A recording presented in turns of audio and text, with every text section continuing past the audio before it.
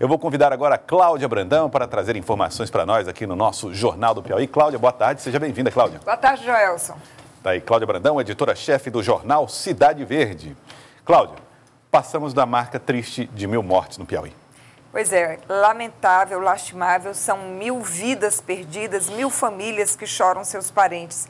E chegou justamente numa semana emblemática. A semana começou com a morte de uma criança de apenas 1 ano de idade.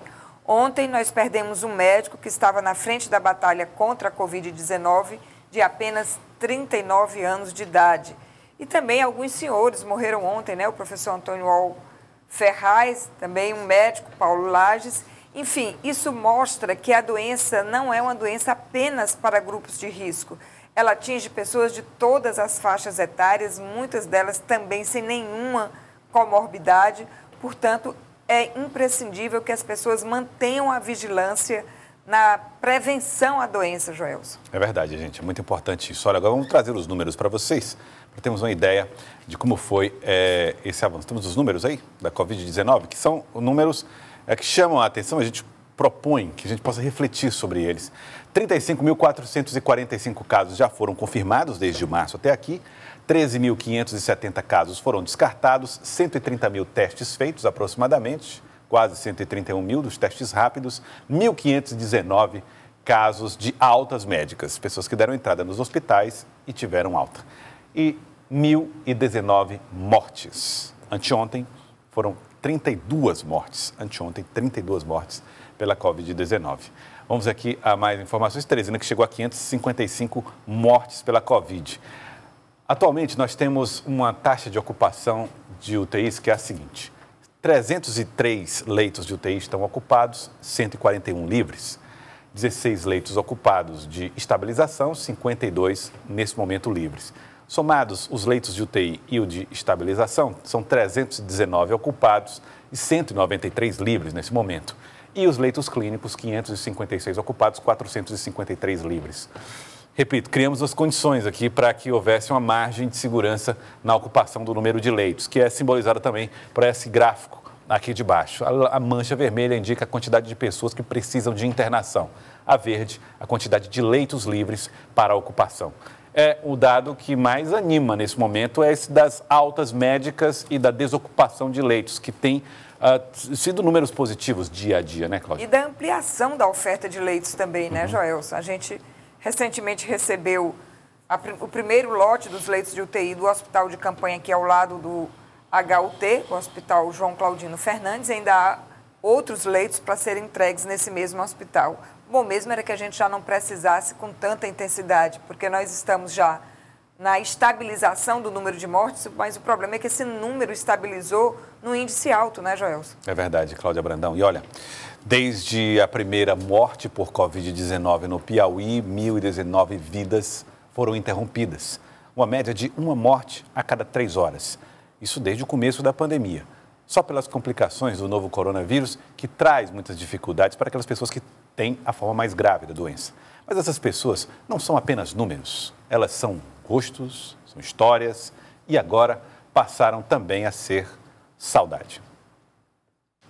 É preciso respirar fundo para não se deixar levar pela frieza dos números. Chegamos em um momento onde é possível facilmente reconhecer rostos em meio aos números. Alguns até próximos de nós, como por exemplo o seu Manuel, dono do comércio que eu cresci comprando leite e pão lá em Oeiras. O senhor de 62 anos tem uma história de vida e uma família que chora a partida do comerciante.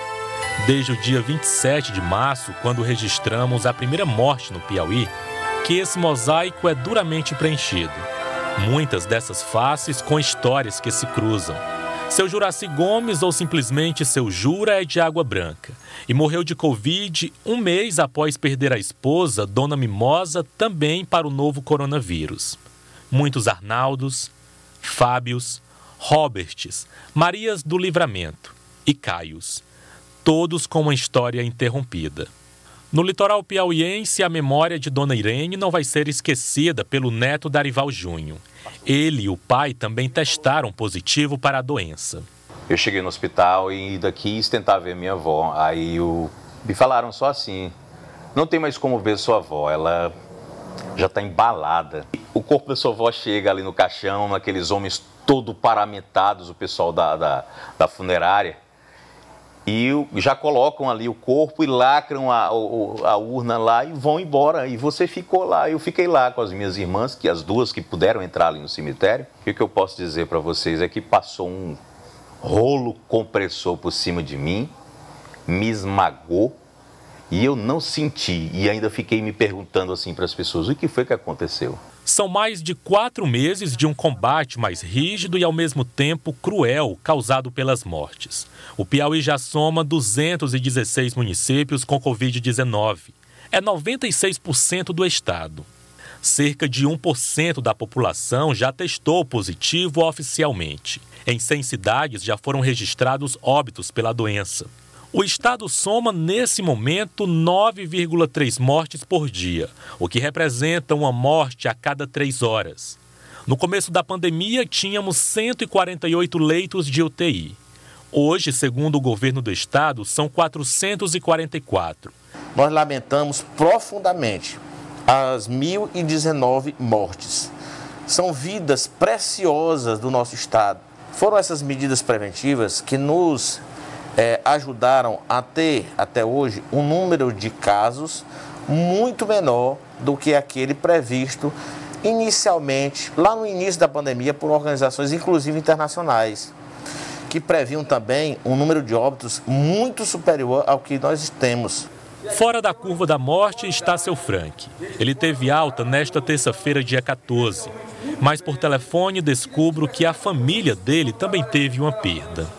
Minha sogra foi a primeira, pegou no hospital Santa Maria, contraiu o vírus lá, aí ela tinha 88 anos e não resistiu. Aí minha esposa foi cuidar dela lá, contraiu o vírus, minha sobrinha também contraiu o vírus também lá no hospital, elas ficaram boas e eu, graças a Deus, fui vitorioso.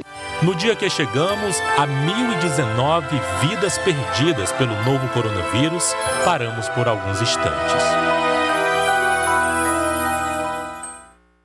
Difícil imaginar, difícil contabilizar mortes, é difícil parar e olhar, e precisamos seguir em frente sempre. Cláudia, mas não dá para ignorar os efeitos dessa doença, né?